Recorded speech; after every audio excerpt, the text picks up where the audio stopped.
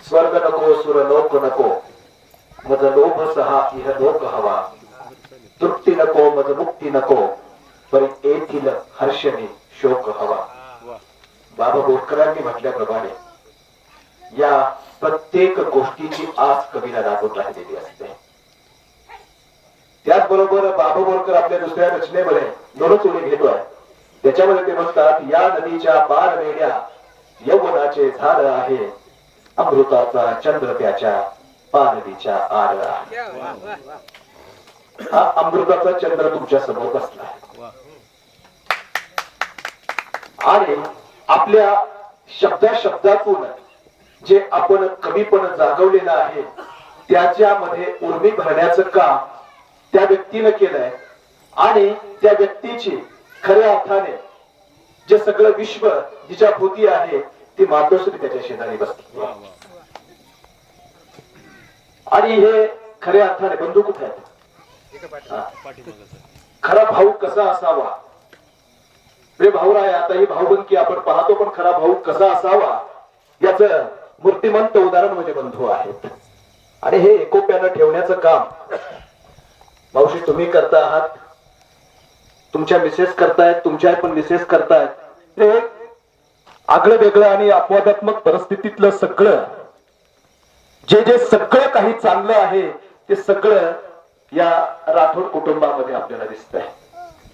ही शब्दांची शेकोटी जी आहे, ही शब्दांची शेकोटी त्यांनी खऱ्या अर्थाने इथे आपल्या समोर प्रज्वलित केली आणि आपल्या सर्वांना एक आनंदाचं आणि प्रेमाचं जे सावलीचं रोपडं दिलेलं आहे, अशा या आमच्या मित्राला मी धन्यवाद देणार नाही किंवा आभार मानणार नाही, कारण आभार मानणं म्हणजे ते परक्याचं काम आहे. परत तुम्ही यावं अथवा येऊ नये असं त्या औपचारिक पद्धतीनं जे म्हटलं जातं ते आभार असतं. त्या आभारामध्ये सगळ्या गोष्टी येतात. पण या मित्राचे आभार मी मंदा मागता त्याच्या ऋणात मी राहीन आणि आमच्या या साहित्य साधना परिवारानं खऱ्या अर्थाने इथे जी सगळी रत्न इथे घडवलेली आहेत त्या सगळ्यांच्या रचना तुम्ही ऐकल्या. एक सो एक रचना झाल्या आणि मी जरी प्रमुख अतिथी जरी असलो तरी मी तुमच्यातलाच आहे असं मी वारंवार आणि नम्रपणाने सांगू इच्छितो. मी तुमचा जास्त वेळ घेणार नाही. प्रमुख अतिथी जरी असलो तरी आपण बोलावं तेवढंच जेवढं आपल्याला रुचतं आणि समोरच्याला पचतं. म्हणून मी तुम्हाला पचणार आणि मला रुचणार एवढंच बोलून आपली रजा घेतो आणि एक रचना आपल्या समोर ठेवतो. आपल्या ग्रामीण भागातलं सपा. माझा फुटला आरसा झालं सपान पोरक. माझा फुटला आरसा. सांभाळून घ्या, हा माझा गळा नाही, माझं नरड आहे. कारण गेली अनेक वर्ष मुलांवर ओरडून कुठे सर कुठे डॉक्टर मुलांवर ओरडून आपलं नरड झालेलं आहे. पण फक्त एक विनंती की हा गळा समजावा आणि माझ्या कवितेतला भाव आपण समजून घ्यावा. माझा फुटला आरसा झालं सपान पोरक. गेली भिजून या चूल झालं सपार रंडक. गेली भिजून या चूल झालं सपार रंडक. अंगणातली तुळस कशी जळून ग गेली. अंगणातली तुळस कशी जळून ग गेली. चेंबलेली कोपऱ्यात चेंबलेली कोपऱ्यात बघ उदास तपेली.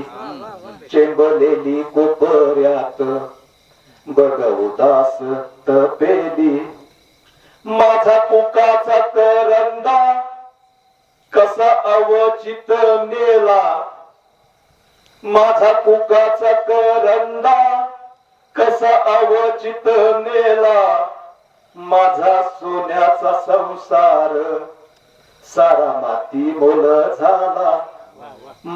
सोन्याचा संसार सारा माती मोल झाला माझी तीन चिली पिली बाप कोणा म्हणतील माझी तीन चिली पिली बाप कोणा म्हणतील त्याच्या आठवांचे ठसे कुठे कुठे शोधतील त्याच्या आठवांचे ठसे कुठे कुठे शोधतील माझ कपाळ मोकळ माझ जगन फुकाच माझ कपाळ मोकळ माझ जगन फुकाच अरे अरे माझ्या वाद्या दिस चोरल सुखाच अरे अरे माझ्या वाद्या दिस चोरल